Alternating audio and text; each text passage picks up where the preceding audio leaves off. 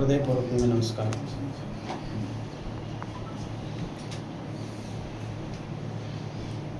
ప్రజాస్వామ్యంలో ఇది ఒక చీకటి రోజు. చాలా సందర్భాల్లో నేను మాట్లాడే ప్రతి సందర్భంలో ప్రజాస్వామ్యం ప్రాథమిక హక్కు అని అంటూ ఉంటాను. చాలామందికి ఈ పదాలు వింటే కొంచెం ఎబ్బెట్టుగా, ఏంది ప్రతిసారి ప్రజాస్వామ్యం అంటారు, ప్రాథమిక హక్కు అంటారు అనేటువంటి ఒక భావన కలగవచ్చు.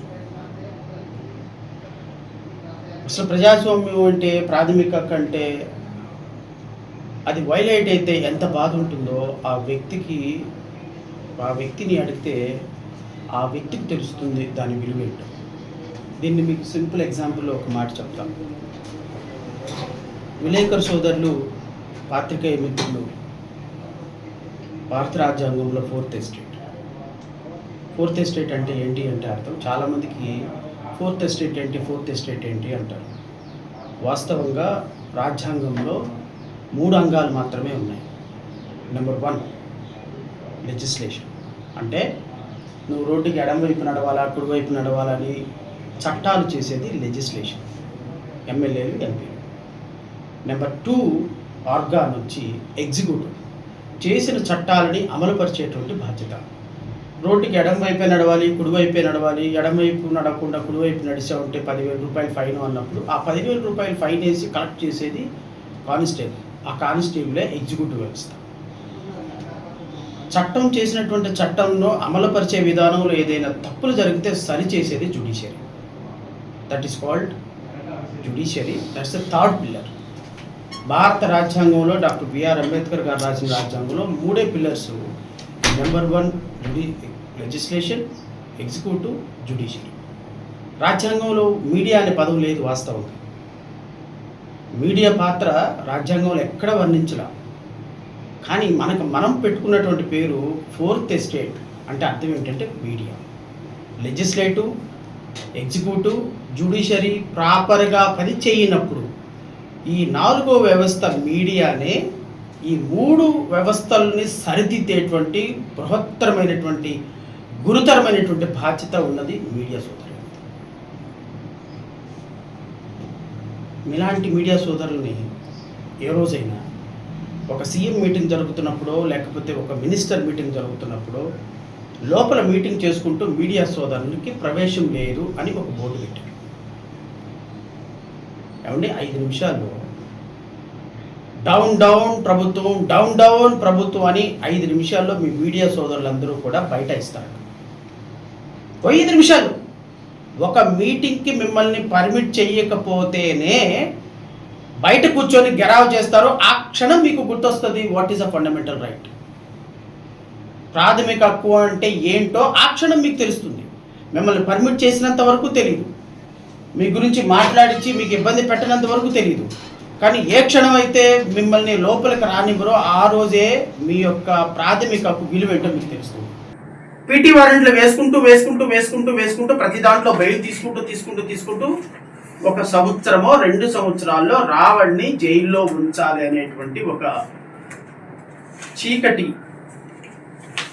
ఒప్పందంతో రాష్ట్ర ప్రభుత్వం వేసినటువంటి ఒక చీప్ ట్రిక్ ఇది. ఒక యూట్యూబరు పాకిస్తాన్ యొక్క, ఇండియా యొక్క దేశ రహస్యాలన్నీ తీసుకుని వెళ్ళి పాకిస్తాన్కి అమ్మేసినప్పుడు పెట్టే సెక్షన్ పెట్టి, రాజద్రోహం, దేశద్రోహం పెట్టి ఒక యూట్యూబర్ని అరెస్ట్ చేయటం కంటే ఇంకా సిగ్గు చేయటం. చెప్పటానికి నీతులు, చేయటానికి నీతులు కాదు, చెప్పడానికి నీతులు, మాట్లాడటానికి నీతులు. పాటించేది సనాతన ధర్మం, చేసేదేమో వినాశన ధర్మం. మాట్లాడేదేమో చట్టం, చేసేదేమో అన్యాయం. ఇది రాష్ట్ర ప్రభుత్వానికి, పవన్ కళ్యాణ్కి సమర్థమా? పవన్ కళ్యాణ్కి ఈ చర్యలు సమర్థించుకుంటే I'm living it to heart. ఈ కేసు పెట్టింది Shivashankar వెలిపాటి.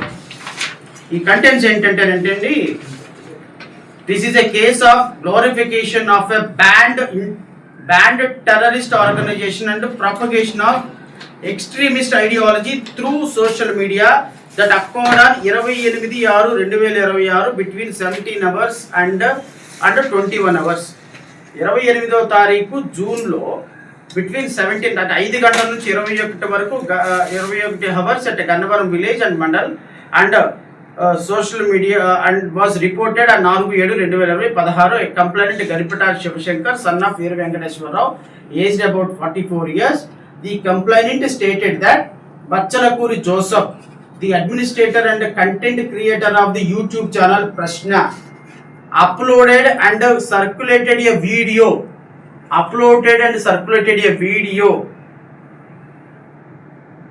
alleging containing speeches that glorified the banned terrorist organization CPI Maoist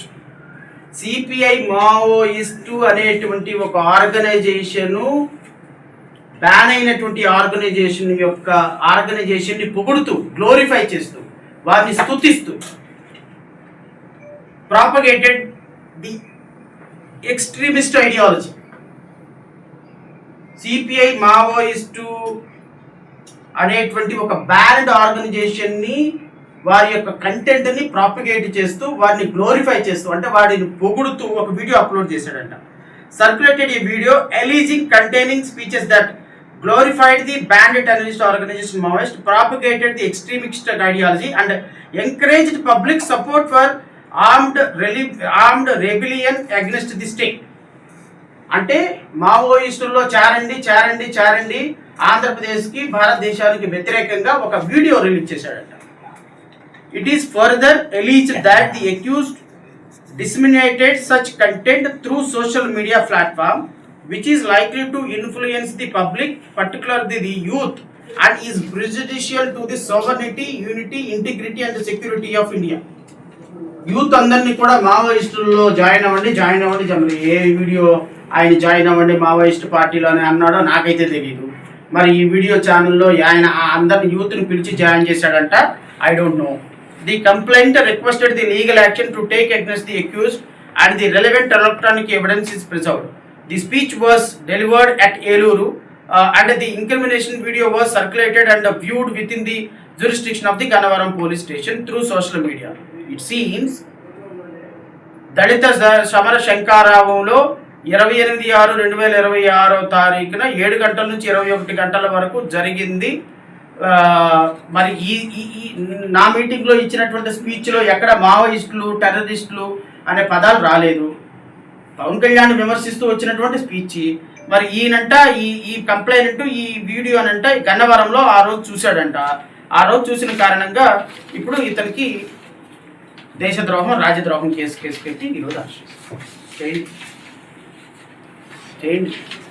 I think మరి ఈ మావోయిస్టుల్లో జాయిన్ అవ్వండి టెర్రరిస్టులు అవ్వండి అని యువతకి ఎక్కడ ఈయన సందేశం ఇచ్చాడో నాకు తెలియదు.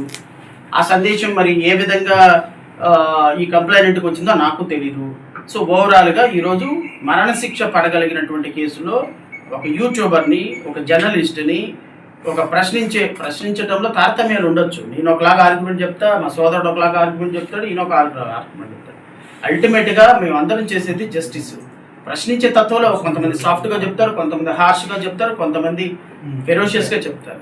అలా చెప్పినంత మాత్రాన ఈ విధంగా కేసులు కట్టి ప్రభుత్వం అరెస్ట్ చేయటం అనేది కరెక్ట్ కాదు, అన్డెమోక్రటిక్.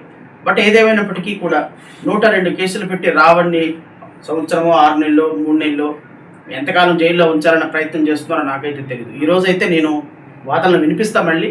మరి ఈ వాదనలతోటి న్యాయమూర్తి ఏకీభవిస్తారో లేదో నాకైతే తెలియదు. ఎందుకంటే చాలా సీరియస్ సెక్షన్స్ పెట్టారు కాబట్టి. సోషల్ మీడియా సెక్షన్స్ అయితే ఓకే.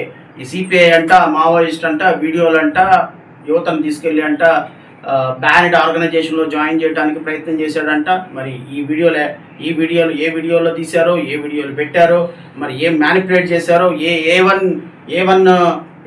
ఏఐ ఆర్టిఫిషియల్ ఇంటెలిజెన్స్ టెక్నాలజీతో ఏమైనా వీడియోలు క్రియేట్ చేశారో నాకైతే తెలియదు. ఎందుకంటే ఈ సందర్భంలో జడ్జి గారికి నువ్వు ఏ రిమాండ్ పెట్టావు, ఏ టెక్నాలజీతో పెట్టావా, ఏం పెట్టావు చూసే సందర్భం ఉండదు. మనం ఏది మాట్లాడినా, పోలీసులు ఏది ప్రొడ్యూస్ చేసినా కూడా సబ్జెక్టు కన్ఫర్మేషను ప్రాథమికంగా మీ మాట్లాడినటువంటి వీడియో మాకు పోలీసులు సబ్మిట్ చేశారు కాబట్టి మీరు ఏదైనా ట్రయల్లో చూసుకోమని సహజంగానే జడ్జెస్ రిమాండ్ చేసేటప్పుడు ఇవన్నీ ఏం చూడరు. సో ఈరోజు రిమాండ్ తీసుకోవాలి అనేటువంటి కంటెస్ట్ తోటి ఏదో ఒక ఆర్టిఫిషియల్ ఇంటెలిజెన్స్ తోటి ఒక వీడియో తయారు చేసి ఉండొచ్చు. Attempts to wage such war avoids the waging war shall be punishable with death, imprisonment for life and shall also liable to fine. మరణ శిక్ష పడగలిగినటువంటి ఒక case death or imprisonment for life or death or imprisonment for life అంటే మరణ శిక్ష వేసేటువంటి ఒక కేసుని రావణ్ మీద ఈరోజు మోపి గన్నవరం పోలీసులు అరెస్ట్ చేశారు. 147, 148లో కూడా సేమ్ 152, 192, 197 అండ్ ఉపా అంటే దేశద్రోహం అనండి, రాజద్రోహం అనండి, ఈ రెండు కేసెస్ ఈ అన్ని సెక్షన్స్ పెట్టి ఈరోజు గన్నవరం అంటే ఇప్పటి వరకు సోషల్ మీడియాలో దళిత శంకారావు పేరు మీద నేను పెట్టినటువంటి సభలో రావణ మాట్లాడినటువంటి సందర్భంలో పెట్టిన ప్రతి కేసులో 4 కేసుల్లో బెయిల్ వచ్చేసిన కారణంగా ఇక ఈ కేసులు పెడితే బెయిల్ వస్తుంది. మళ్ళీ 5వసారి కూడా అవాస్పాలు అవుతాం. శ్రవణ్ కుమార్ వస్తాడు, చట్టం అనేది తన పని తాను చేసుకుంటుంది. కాబట్టి ఈరోజు ఎట్లా అయినా సరే రావణ్ని అరెస్ట్ చేయాలి.